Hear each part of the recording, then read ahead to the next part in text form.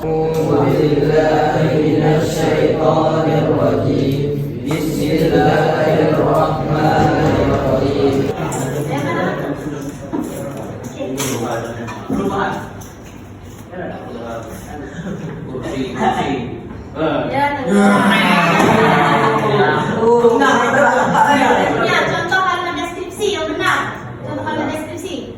A, B, A, B, C, D, E, F, G. Sulaiman. D. Salah 4 Iwan. Betul.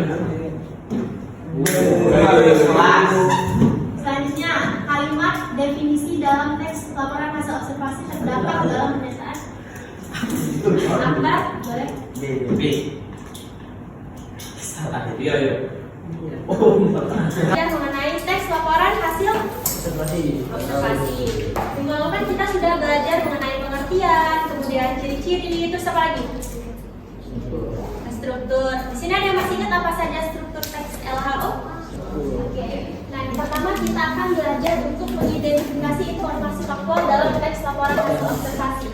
Nah, di sini terdapat langkah-langkah yang dapat kita gunakan untuk mengidentifikasi informasi faktual dalam teks laporan hasil observasi. Langkah pertama yang harus dilakukan adalah membaca teks secara cermat. Kemudian yang kedua, setelah membaca teks, temukan informasi penting dengan mengajukan pertanyaan tentang adisimba. Tahu adisimba? Adisimba. Apa?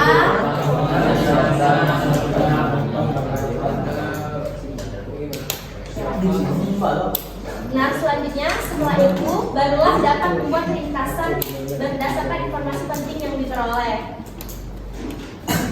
Jadi untuk mengidentifikasi informasi dalam teks laporan hasil observasi, hal yang dapat dilakukan yang pertama itu membaca teksnya dulu dengan teliti, kemudian mencari informasi penting dalam teks tersebut menggunakan pertanyaan adisimba tadi, dan yang terakhir barulah kita dapat membuat ringkasan dari informasi tersebut. Ini mau dicatat dulu atau lanjut? Observasi dan teks eksplorasi kunang-kunang tadi. Di sini kita akan mencoba membandingkan informasi yang terdapat dalam kedua teks tersebut. Di sebelah kiri ada informasi pada teks LHO yang berjudul kunang-kunang. Kunang-kunang hidup di tempat-tempat lembab seperti rawa-rawa, hutan bakau, dan daerah yang dipenuhi pepohonan. Ini terdapat dalam paragraf 2 di dalam teks LHO. Di sebelah kanan terdapat informasi pendukung pada teks eksplanasi yang berjudul kunang-kunang yang telah menghilang. Informasi pendukungnya, kunang-kunang Malaysia atau Pteroptic tenor yang terkenal karena panjangnya harus kehilangan habitatnya untuk berkembang biak di kawasan bakau. Nah, kedua informasi ini menjelaskan tentang tempat tinggal atau habitat dari kunang-kunang. Teks eksplanasi yang berjudul apa itu? Udah ingat tidak?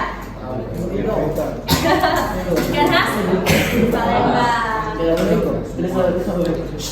Nah, setelah baca dua teks ikan berlidah ini nama anggota kelompoknya bisa ditulis di sini, kemudian nama kelas, terus dituliskan informasi yang terdapat pada teks laporan hasil observasi dan informasi pendukung yang terdapat dalam teks eksplanasi.